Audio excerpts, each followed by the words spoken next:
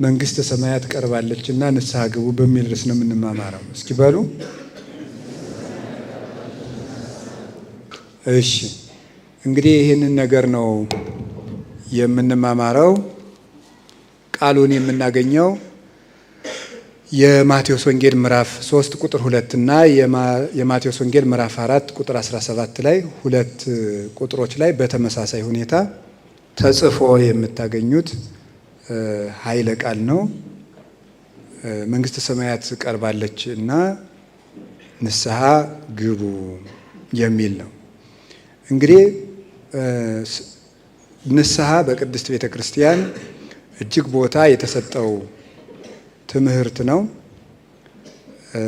ያን የምታውቁበት ሁለት ሶስት መሰረታዊ ጉዳዮች አሉ። የመጀመሪያው መንግስተ ሰማያት ቀርባለችና ንስሐ ግቡ የሚለው ስለ ንስሐ ክብር የሚያሳይ ነው። የንስሐን ክብር በመጽሐፍ ቅዱስ እጅግ በሚያስደንቅ ሁኔታ ክብር ተሰጥቶ ታገኛላችሁ። የመጀመሪያው ከአዳም ጀምሮ እስከ ሙሴ ድረስ ያሉት መጻሕፍት በሙሉ እግዚአብሔር ነቢያትን የላካቸውና መላእክትን የላካቸው ሕዝቡን ወደ ንስሐ ምን እንዲሉ ነው? እንዲጠሩ ነው። የ46ቱ የብሉይ ኪዳን መጻሕፍት ዓላማ ሰውን ወደ ንስሐ ለመጥራት ነው። ሰውን ወደ ንስሐ ለመጥራት ነው። ከእግዚአብሔር እቅፍ ወጥተው የነበሩት ሰዎች ተመየጡ እትመየጠክሙ፣ እናንተም ወደ እኔ ተመለሱ በሕግ በአምልኮት እኔም ወደ እናንተ በረድኤት እመለሳለሁ እያለ እግዚአብሔር ሕዝቡን ያስተማረበት ነው። እና መጽሐፍ ቅዱስ ለምን ተጻፈ ብትሉን ሰውን ንስሐ ለማስገባት ነው፣ ወይም ሰውን ለመመለስ ነው። ሰውን ለመመለስ ነው። ኃጢአት የሚባለው ነገር በዕብራይስጡ ካታህ ይባላል። ወደኛ ስንመልሰው ኃጢአት ማለት ከዓላማ መውጣት ወይም መንገድን መሳት ማለት ነው። መንገድ ስቶ መሄድ ማለት ነው። ኃጢአት ማለት ስነ መለኮታዊ ትርጉሙ ኃጢአት ማለት መንገድ መሳት፣ ዓላማን መሳት፣ ቱሚስ ተጎል ማለት ነው። ፊት ለፊት የሚሄዱበትን መስመር ስቶ መሄድ፣ እሱ ምን ይባላል? ኃጢአት ይባላል። ስለዚህ ኃጢአት መውጣት ነው፣ ከመስመር መውጣት ነው። ንስሐ ደግሞ ምን ይባላል? መመለስ ነው። ንስሐ ማለት ጸጸት ማለት ነው ተብሎ ተምራችኋታል። ንስሐ ተጸጸተ፣ ንስሐ ጸጸት ተብሎ ተምረናል። እሱ የንስሐው ይዘት ነው። የንስሐው ይዘት ነው። ንስሐ ምን ሊኖረው ይገባል? ቁጭት፣ ጸጸት፣ ለቅሶ፣ ሐዘን ሊኖረው ይገባል። አላበጀሁም ማለት ሊኖረው ይገባል። ንስሐ ግን ፍሬ ነገሩ ምንድን ነው ሲባል ንስሐ ማለት ወደ እግዚአብሔር መመለስ ነው። ስለዚህ መጽሐፍ ራሱ የተጻፈልን መጽሐፍ ቅዱስ የተጻፈልን ሰውን ወደ እግዚአብሔር መመለስ ነው። እንግዲህ ታውቃላችሁ ከአዳም ጀምሮ እስከ ሙሴ ድረስ እግዚአብሔር መጽሐፍ አልጻፈም። ከአዳም እስከ ሙሴ መጽሐፍ አላጻፈም። መጽሐፈ ሄኖክ፣ መጽሐፈ ኢዮብ ለምልክት ለአምልኮተ እግዚአብሔር ምስክር እንዲሆኑ ከመጻፋቸው በቀር እግዚአብሔር ግን ለመጀመሪያ ጊዜ ሕግ ያጻፈ በማን ጊዜ ነው? በሙሴ ጊዜ ነው። ያ የሆነበት መሰረታዊ ምክንያት ምንድን ነው? የሰው ልጅ ራሱ መጽሐፍ ስለነበረ እስከ ሙሴ ድረስ መጽሐፍ አያስፈልገውም ነበር። ለምን? እስከዚያ ራሱ መጽሐፍ ነው። ሊቁ ቅዱስ ዮሐንስ አፈወርቄን ሲናገር ወበከመ ይጻፍ መጽሐፍ በቀለም ከማሁ ይጻፍ ልቡናነ በመንፈስ ቅዱስ፣ መጽሐፍ በቀለም እንደሚጻፈው ሁሉ ልቡናችን በመንፈስ ቅዱስ ይጻፋል ይላል። እንደ ሰሌዳው እንደ ብራናው የኛ ልቡና አለ፣ እንደ ጸሐፊው የመንፈስ ቅዱስ እጅ አለ። ስለዚህ የሰው ልጅ የእግዚአብሔር መጽሐፍ ነው ማለት ነው። የእግዚአብሔር መጽሐፍ ነው።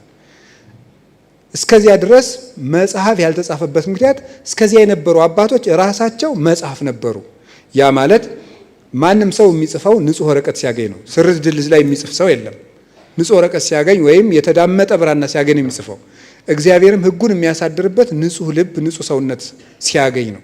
እስከዚህ የነበሩት እነ ሄኖክ፣ እነ ቃይናን፣ እነ መላልኤል፣ ያሬድ፣ ሄኖክ፣ ኤኖስ፣ ማቱሳላ፣ ሄኖክ፣ ኖህ፣ አብርሃም፣ ይስሐቅ፣ ያዕቆብ እነዚህ ራሳቸው መጽሐፍ ነበሩ። እግዚአብሔርም ሕጉን በወረቀት መጻፍ አላስፈለገውም፣ ምክንያቱም በልቡናቸው ይጽፈው ነበርና። ከዚህ የተነሳ ዘመኑ ምን ተባለ? ዘመነ ሕገ ልቡና ተባለ። የሕገ ልቡና ዘመን። ምክንያቱም እግዚአብሔር ሕጉን በምን ይጽፈው ነበርና? በሰው ልብ ይጽፈው ነበርና። ከዚያ በኋላ ቅዱስ ዮሐንስ አፈወርቅ እንደሚለው የሰው ልጅ አረጀ ወይም ከሰውነት ወረደ፣ ንጹሕ ወረቀት ሆኖ አልገኛለ። የሰው ልቡናና የሰው ሕሊና መጽሐፍ አላጽፈው ስላለ እግዚአብሔር መጽሐፍን ከሰው ሕሊና አውጥቶ እግዚአብሔር ምን ላይ ጻፈው? ሰሌዳ ላይ ጻፈው ማለት ነው። 10ሩን ሕግጋት በጽላት ላይ ጻፈ። ሌሎችን ቀሪ ሕግጋት 570ውን ወነበቦ የሚባለውን እግዚአብሔር ለሙሴ እንዲህ አለው የሚለውን 570ውን ንግግር ሙሴን በመጽሐፍ ጻፈው ብሎ በመጽሐፍ አጻፈው። ሕግ ከሕግ ሰው ልብ ወጥቶ የሰው ልብ ሕግ አላጽፍ ብሎ በኃጢአት ተሰርዞ ተደልዞ ሕግ ወደ ሰሌዳ ሕግ ወደ ወረቀት ወጣ። ከዛ ያንን አጥንቶ ሰው ወደ ምንነት እንዲመለስ ነው? ወደ መጽሐፍነት እንዲመለስ ነው። ሕግ የተሰራው ሰውን ወደ መጽሐፍነት ለመመለስ ነው። ራሱ መጽሐፍ እንዲሆን ነው። ለዚህ ነበር ቅዱስ ጳውሎስ ሁለተኛ ቆሮንቶስ ምዕራፍ 3 ላይ ወነነሰ መጽሐፍነ አንትሙ ወመልእክተ ክርስቶስ አንትሙ በኀበ እግዚአብሔር፣ እናንተ ግን ለእኛ በእግዚአብሔር ዘንድ የእኛ መጽሐፍና የክርስቶስ መልእክቶች እናንተ ናችሁ ይላቸዋል። የቆሮንቶስ ሰዎች ምን ብለው ጠይቀውት ነበረ? ፈሪሳውያን እኔ ከገሌ ተምሬያለሁ እኔ ከገሌ ተምሬያለሁ እያሉ ስለ ራሳቸው ታሪክ ስለ ራሳቸው ክብር መጽሐፍ ይጽፋሉ። አንተን ደግሞ የእኛ መምህር ጳውሎስ ነው ብለን ስንናገር ታዲያ እሱ ትልቅ መምህር ከሆነ ስለ ራሱ ክብር ለምን አይጽፍም ይሉናል። እናንተ መባክል ስለ ራስ መጽሐፍ ጻፍ ቢሉት ምን አላቸው? የእኛ መጽሐፍ እናንተ ናችሁ አላቸው። እናንተ የክርስቶስ መምህር፣ እኔ በወረቀት አልጽፍም፣ እናንተ ናችሁ መጽሐፎቼ። እኔ በእናንተ ልብ ጽፋለሁ። ሰው የእናንተን ሕይወት እያነበበ እኔን ያውቃል። በእኔ ደግሞ ማንን ያውቃል አለ? ክርስቶስን ያውቃል። ስለዚህ አንደኛ ቆሮንቶስ ምዕራፍ 11 ቁጥር 1 ላይ ኪያ የተመሰሉ በከመ አነ እትሜሰሎ ለክርስቶስ፣ እኔ ክርስቶስን እንደምመስል እናንተም እኔን ምሰሉ ያለ ምንድን ነው? እኔ በእናንተ ሕግ ጽፋለሁ። እናንተን እያነበቡ ሰዎች ጳውሎስን ያውቃሉ። ጳውሎስን እያነበቡ ሰዎች ክርስቶስን ያውቁታል። ስለዚህ እኛ የእግዚአብሔር መጽሐፍ ነን። ጌታችን መድኃኒታችን ኢየሱስ ክርስቶስ እንደውም በዚህ በክርስቶስ የሚባል ሰው አልነበረም የሚሉ የዘመነኛ የሆኑ ተከራካሪዎች አሉ። እምነት የለሾች የሆኑት ከኤቲስቶች ወገን የሆኑ ክርስቶስ የሚባል ሲጀምር አልነበረም፣ ምናብ ነው። አንዳንዶቹ ጥሩ ደራሲ ነው የሚሉት አሉ ክርስቶስን። ማይኳ አይሰማም አሉ። እጨምራለሁ። እሺ አሁን ይሰማል? አይሰማም? አሁን ይሰማል? ነው አጠቃቀሜ ነው። እስኪ አሁንሳ ይሻላል? አሁን ካልተሰማ የማይኩ ችግር ነው፣ ግዙ። እሺ አንዳንድ ዘመነኛ የተማሩ ሰዎች በሳይንስ ክርስቶስ የሚባል ሰው ሲጀመር አልነበረም የሚሉ ሰዎች አሉ። እንግዲህ ስለ ክርስቶስ በጣም ብዙ አይነት ክርክር እንደሚነሳ ተምራቸዋል ብዬ ነው የማስበው። ኮርስ ወስዳቸዋል። እና ክርስቶስ አልነበረም የሚሉ አሉ፣ ጥሩ ሰው ነበር የሚሉ አሉ። ይሄ ጆሴፈስ የሚባለውም ዮሴፍ ወልደ ኮሬዮን መጽሐፉ ጆሴፈስ ይባላል፣ ማንበብም ትችላላችሁ። እሱ በ70 ዓመተ ምህረት የነበረ የአይሁድ የታሪክ ጸሐፊ ነው። ወደ 22 በላይ የታሪክ መጽሐፍት አሉትና እሱ ታማኝ አይሁዳዊ ነው። እሱ ክርስቶስ የሚባል ሰው ጥሩ ደግ ሰው ነበር ብሎ ጽፏል። እና ክርስቶስ አልነበረም የሚሉ አሉ፣ እንደ ደግ ሰው የሚቆጥሩት አሉ። በዚህ ከኖቤል ተሸላሚዎች አንዱ ክርስቶስ የሚባል አልነበረም ብሎ የጻፈ ሰው እንደ ፍልስፍና ተቆጥሮለት መሸለሙ የሚያስቅ ነው። አንብቡት። ለማንኛውም ወደዚያ ውስጥ አይግራ አጋባዋቸው እና አንዳንዶቹ መከራከሪያ የሚያነሱት ምን ብለው መሰላቸው? ሁለቱ መከራከሪያዎች። የመጀመሪያው ክርስቶስ የሚባል ሰው ቢኖር ኑሮ በእጁ የጻፈው እንዴት አንድ ብጣሽ ብራና ይታጣል? ለክርስቶስ ቢኖር የሶቅራጥስም ተገኝቷል የጻፈው፣ የፕላቶም ተገኝቷል፣ የአርስቶትልም ተገኝቷል። እንዴት ክርስቶስ የሐሙራቢ ሕገ መንግስት ሁሉ ተገኝቷል። እንዴት የክርስቶስ እሱ ከነበር አንድ ጽሑፍ እንኳን አይገኝም የሚል መከራከሪያ የሚያነሱ አሉ። አንዳንዶቹ ደግሞ ምን ብለው ያነሳሉ? እንዴት ቅሬታ አካሉ አይገኝም፣ አጽሙ ወይም መቃብሩ ወይም እንዲህ ያለው ነገር ለምን አይገኝም ብለው ይጠይቃሉ። መልሱ ሁለት ነው። ሁለት ጥያቄ አለ፣ ሁለት መልስ። የመጀመሪያው ክርስቶስ የጻፈው እንዴት አንድ መጽሐፍ አይገኝም? ምክንያቱም እሱ የሚጽፍ ምን ላይ ነበር? የሰው ልብ ላይ ነበር የሚጽፈው። የሰው ልብ ላይ የጻፈ ፈላስፋ ማንም የለም። ጽፎ ለደቀ መዛሙርቱ ያስፋፋ፣ በዚያውም ላይ ፍልስፍና ከሆነ ደግሞ የመምህሩን ፍልስፍና አዳበረው ነው የሚባለው አይደለም፣ አፈረሰው ነው። አንዱ ያፈርሰዋል። ለምሳሌ አሁን እንደምትሰሙት የእንትና የዚህ ፍልስፍና ባይባልም የማን ነው ይሄ የኢቮሉሽን ሰውዬው ዳርዊን ነው። የእሱም አሁን ፈርሷል። ሰው ከዝንጀሮ መጣ የሚለው ፈርሷል። እናንተም ሰምታችሁታል፣ ተምራችሁታል። ይቅርታ እኔ ነኝ የሰማው፣ እናንተ ተምራችኋል። እና የእሱም ፈርሷል። አንዱ ያፈርሰዋል፣ እንደው ቻል ካለ ያዳብረዋል። አንዱ አንዱን ያዳብረዋል። እና ጽፎ አውርሶ ይሞታል እንጂ በሰው ልብ የመቅረጽ ስልጣን የለውም። ክርስቶስ ግን ለምንድን ነው መጽሐፍ ያልጻፈው? እሱ በወረቀት ሳይሆን ልብ ላይ የመጻፍ ስልጣን ያለው የልብና የኩላሊት ጌታ ስለሆነ ነው። እግዚአብሔር ስለሆነ እሱ በወረቀት መጻፍ አላስፈለገውም። ወረሰዮሙ ሰብለ ወሀቦሙ አእምሮ ከመ ያእምሩ ወይለብቡ መጻሕፍተ በሉቃስ ወንጌል ምዕራፍ 24 ላይ መጻሕፍትን ያስተውሉ ዘንድ አእምሯቸውን ከፈተላቸው፣ እንደተዳመጠ ብራና ሆኑ ይላል። የሉቃስ ወንጌል ምዕራፍ 24 ላይ መጻሕፍትን ያስተውሉ ዘንድ ልቡና ሰጣቸው። እንዳይረሱ ደግሞ ማስታወሻ አይደለም ያስይዛቸው የነበረ፣ ማስታወሻ የሰጣቸው ማንን ነው? መንፈስ ቅዱስን ነው። እስእሎ ለአብ ይፌኑ ለክሙ ጰራቅሊጦስ መንፈሰ ጽድቅ ዘይክል ዓለም ነሲኦቶ፣ ዓለም ገንዘብ ሊያደርገው የማይቻለውን መንፈስ ቅዱስን እልክላችኋለሁ። እሱ መጥቶ ይሚህረክሙ ኩሎ ወያዜክረክሙ ኩሎ፣ እሱ ሁሉን ያስተምራችኋል፣ ሁሉን ያስታውሳችኋል ይላል። ቅዱሳን በወረቀት ማስታወሻነት ሳይሆን በመንፈስ ቅዱስ አስታዋሽነት ያስቡ ነበረን። ጌታችን መድኃኒታችን ኢየሱስ ክርስቶስ አጽሙ ወይም ቅሬታ አካሉ ያልተገኘው ለምንድን ነው? ስለ ተነሳ ነው። ትንሣኤ ስለሆነ ነው። ትንሣኤው ደግሞ በታወቀ ሰዓት ቅዱስ ጳውሎስ ክርስቶስ ተነስቷል ብሎ ሲያስተምር ትንሣኤውን ያዩ 500 ባልንጀሮች ዛሬም ከኛ ጋር አሉ ይላል። አንደኛ ቆሮንቶስ ምዕራፍ 15 ላይ ሲናገር በምስክር መሃል ነው። ትንሣኤውን ያሉ ከሞት የተነሱ ትንሣኤውን ያዩ 500 ባልንጀሮች ዛሬም በመካከላችን አሉ ብሎ ነው ቆሮንቶሳውያንን ያሳመናቸው። የክርስቶስ ትንሣኤ ኃይል ባይሆናቸው ኑሮ 12 የገጠር ደካማ ገበሬዎች ዓለም ሁሉ በተራቀቀው በግሪክ ፍልስፍናና እንግዲህ ሪቶሪክ የሚባል ትምህርት ታውቃላችሁ። ሪቶሪክ ምንድን ነው? የንግግር ጥበብ ነው። ግሪክ ውስጥ ብቻ የሚሰጥ ነው እና ንግግር ናቂዎች ናቸው ግሪካውያን። ሰብአ ጽርኒ ጥበበ ይሲአሉ አይሁድኒ ትእምርተ ይሲአሉ ነይነሰ ንሰብክ ክርስቶስ ሀዘ ተሰቅለ። የግሪክ ሰዎች ጥበብንና ምሳሌን ይፈልጋሉ፣ አይሁዳውያን ደግሞ ምልክትን ይፈልጋሉ። እኛ ደግሞ የተሰቀለውን ክርስቶስን እንሰብካለን ይላል ቅዱስ ጳውሎስ። እነዚያ ንግግር ናቂዎችና ንግግር አዋቂዎች ንግግር የማያውቁ ከገጠር የተመረጡ ገበሬዎችን ሰምተው ራሳቸው የፍልስፍና አለቃ የሆኑ እነ ዲዮናስዮስን ጭምር ልቡና የማረከ ቅዱስ ጳውሎስ እንደሚለው አይምሮን ሁሉ ለእግዚአብሔር እንማርካለን ያለ። በጦርነት ከማረከ ይልቅ አይምሮን የማረከ ሰው በጣም ጉልበተኛ ነው። እና የፈላስፎችና የግሪካውያንን አይምሮ እንዴት ሊማርኩ ቻሉ? የክርስቶስ የትንሣኤው ኃይል እውነት ስለሆነ፣ እውነት ከጉልበት ሁሉ በላይ ከጥበብ ጉልበት፣ ከጦር ጉልበት፣ ከመንግስት ጉልበት ሁሉ በላይ ስለሆነ የእውነት ጉልበት በእውነት ጉልበት ሞትን ሳይቀር አሸንፈዋል እነዚህ ቅዱሳን። ስለዚህ ጌታችን መድኃኒታችን ኢየሱስ ክርስቶስ ሰውን መጽሐፍ አድርጎ ነበር የሄደው። 3 ዓመት ከ3 ወር አስተምሮ የሄደው ሰውን መጽሐፍ አድርጎ ነው። ሰውን መጽሐፍ ማለት ወደ እግዚአብሔር አምሳል መመለስ ነው።